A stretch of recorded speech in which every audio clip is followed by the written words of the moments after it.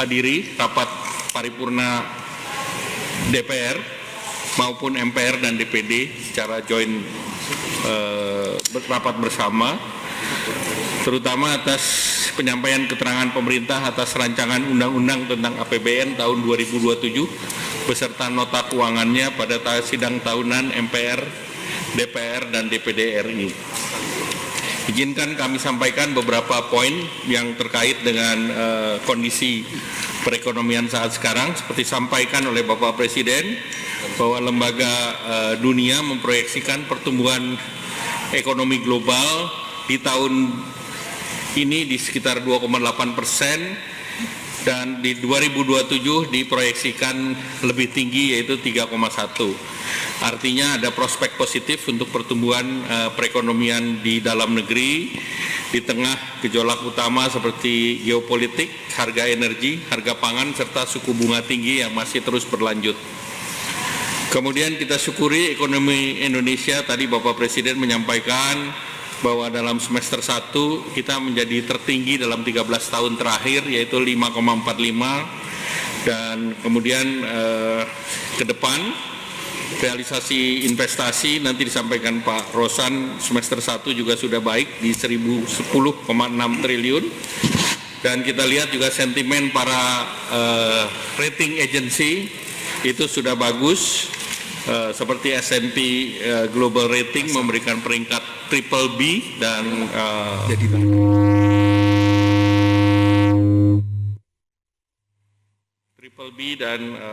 A2 dengan outlook stabil, dan juga selaras dengan rating yang baik, yaitu yang dari China, Liang He, untuk Panda Bond juga memberikan triple A.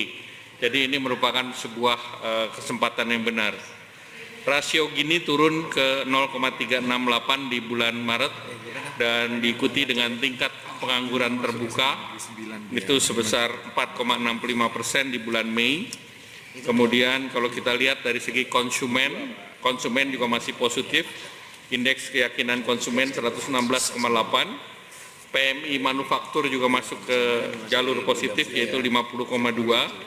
Kalau kita lihat juga dari sektor real seperti otomotif naik 33,3% secara year on year, dan khusus untuk kendaraan elektrik atau kendaraan hybrid itu naiknya lebih dari 40%. Dan kenaikan ekonomi juga kita bisa lihat dari kegiatan yang mengkonsumsi listrik itu juga naik 10,8%, dan penjualan semen 13,5% secara year on year. Dari sektor keuangan, dana pihak ketiga tumbuh 10,21%, kredit tumbuh 12,67% year on year, dan kredit investasi ini tumbuh 24,9 atau 25%. Sementara UMKM pulih ke angka 1% per bulan.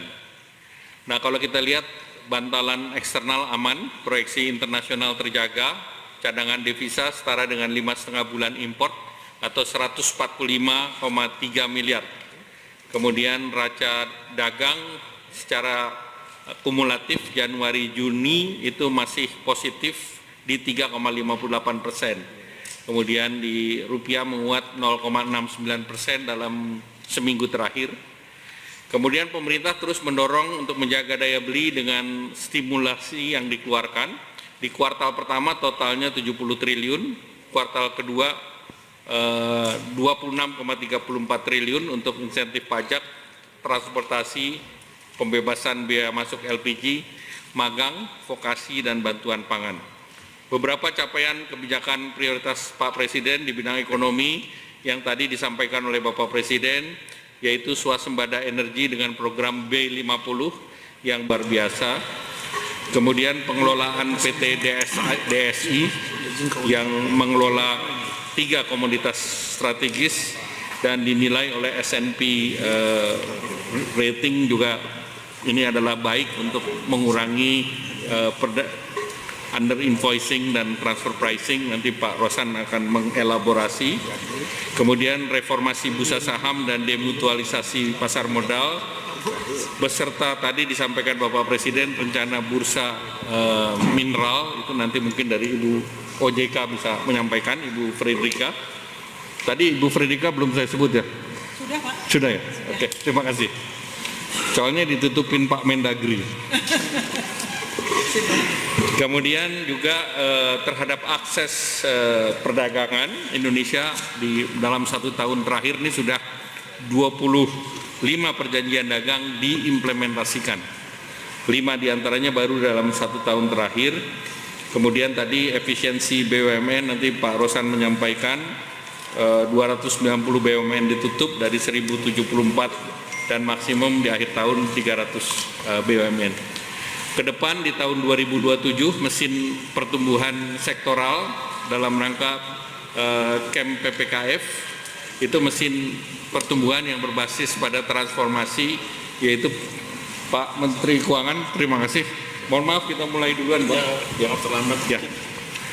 Jadi mesin pertumbuhan berbasis transformasi, satu sektor bernilai tinggi seperti digitalisasi dan semiconductor dan AI. Kemudian yang kedua, revitalisasi sektor resilient seperti pertanian dan energi, termasuk pendirian bursa komoditas mineral. Indonesia mempunyai harga sendiri sebagai reference price.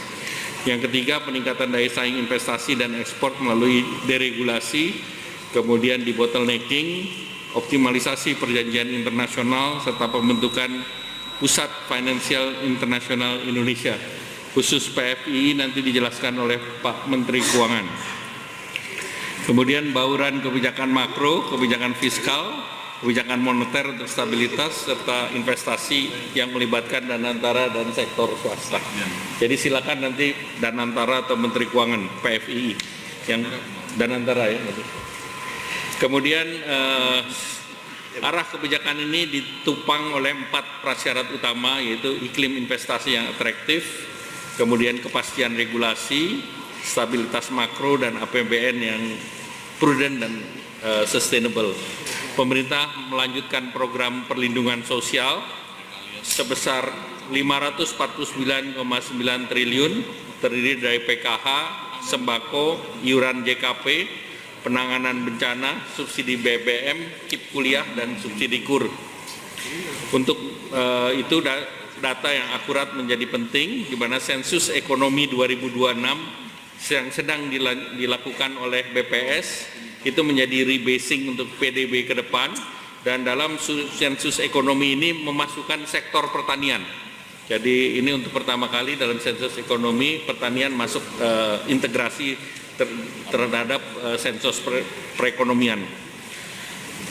Kemudian dari era APBN dan nota keuangan, tadi arahan Bapak Presiden pertumbuhan ekonomi di 6%, kemudian laju inflasi di 2,5%, sasaran pembangunan antara lain tingkat kemiskinan 6-6,5%, pengangguran terbuka 4,3 sampai 4,87%, dan yang lain nanti secara detail akan disampaikan oleh Pak Menteri Keuangan. Dan pendapatan negara dianggarkan sebesar 3.246 triliun, belanja negara 4.097,2 triliun, dan defisit anggaran sebesar 2,4% dari PDB atau 671,2 triliun. Silakan Pak Wamen Dikdasmen, Pak Atip silakan. Assalamualaikum warahmatullahi wabarakatuh. Selamat sore, salam sejahtera bagi kita semua. Yang saya hormati Bapak Menko, Bapak Menteri, Bapak Wamen, Kepala OJK, dan Kepala Badan. Terkait dengan pagu anggaran Kementerian Pendidikan Dasar dan Menengah tahun anggaran 2027 dialokasikan sebesar 61,1 triliun. Dari total anggaran tersebut, sebesar 55,51 triliun digunakan untuk program kerja prioritas nasional yang meliputi revitalisasi satuan pendidikan sebesar 9,28 triliun. Ini bagian dari program masif yang dicanangkan oleh Bapak Presiden sejak tahun lalu dan dilaksanakan dengan swaklola oleh sekolah masing-masing. Selanjutnya, inisiatif awal untuk menuju terselenggaranya wajib belajar minimal pada jenjang pendidikan dasar tanpa memungut biaya sebesar 5 triliun. kemudian bantuan perlengkapan sekolah sebesar 250 miliar, dan juga inisiasi Sekolah Nasional Terintegrasi sebesar 7,21 triliun. Sekolah ini sebagai layanan bermutu untuk siswa yang memiliki prestasi dan bakat istimewa.